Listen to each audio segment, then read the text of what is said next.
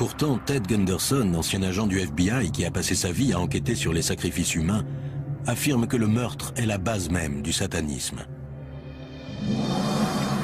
Il avance comme preuve le livre du célèbre occultiste britannique Aleister Crowley, Magic and Theory in Practice. Voici ce qu'il écrit. Pour le plus grand achèvement spirituel, il faut par conséquent choisir une victime possédant la plus pure et la plus grande force. Un enfant mâle parfaitement innocent et d'une grande intelligence est la victime idéale qui donnera la plus grande satisfaction. Voilà ce qu'ils disent. Ted Gunderson affirme que les enfants sont les premières victimes des sectes sataniques. J'ai reçu des centaines de lettres, des centaines d'appels téléphoniques. J'ai parlé avec des centaines de ce que nous appelons rescapés de sévices sataniques. Ted Gunderson a traversé le pays pour interroger une rescapée appelée Sharon, dont l'histoire est bouleversante. Je veux parler à Sharon car maintenant elle se souvient de beaucoup plus de détails. Sharon est artiste peintre. Elle affirme s'être récemment échappée d'une secte satanique. Ted a appris que Sharon a été initiée très jeune.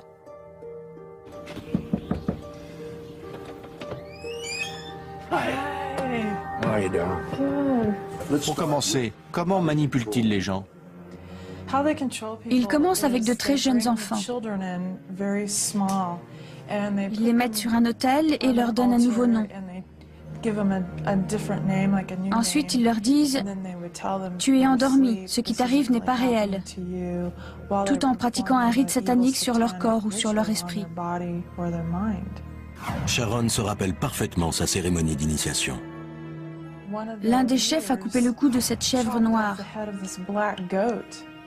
Puis il a pris la tête, il l'a secouée au-dessus de moi et m'a arrosé le corps de son sang. Il disait « Lucifer est notre Seigneur ».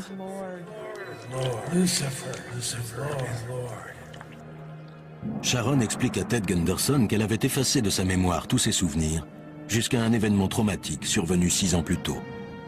J'étais en train de prier et j'ai dit « Dieu, qu'est-ce qui ne va pas avec moi? Je veux savoir, je suis prête, montre-moi ». Des images de ces pensées troublantes commencent à apparaître dans sa peinture. Je peignais un tableau et puis ensuite ça ressortait. Et là, c'était le rituel. Ted Gunderson persuade Sharon de revenir avec lui sur les lieux de son enfance pour affronter son traumatisme. Elle emmène Ted dans une forêt éloignée. C'est ici, affirme-t-elle, que la secte satanique pratiquait ses rituels la nuit. Sharon, je crois que vous vous souvenez d'autres détails. J'aimerais que vous m'en disiez un peu plus sur la cérémonie.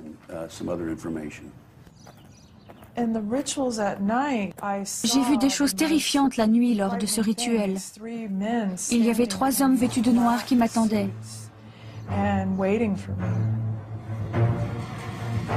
Et puis ils m'ont programmé. Ils disaient « Tu ne te souviendras de rien. Tu es à la plage, dans l'eau, tout est calme. »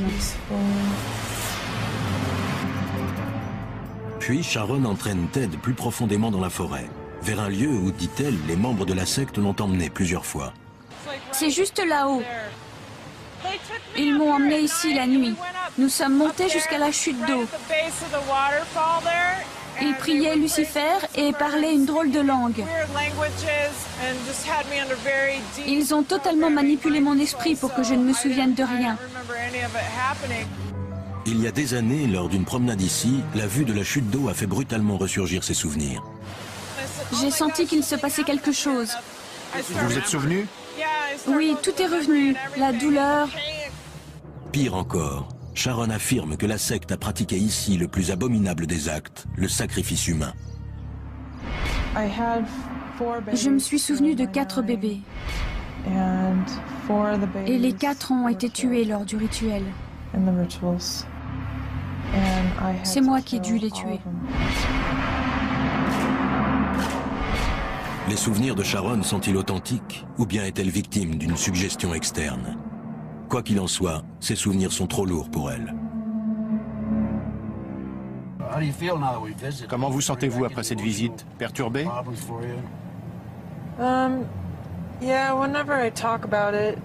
Oui, chaque fois que j'en parle, je suis triste à l'idée de ce qui s'est passé. Et surtout en pensant aux bébés. C'est abominable ce qu'ils ont fait. Mais pour Gunderson, cet entretien est une révélation. Les informations que Sharon a données aujourd'hui confirment celles données par d'autres rescapés.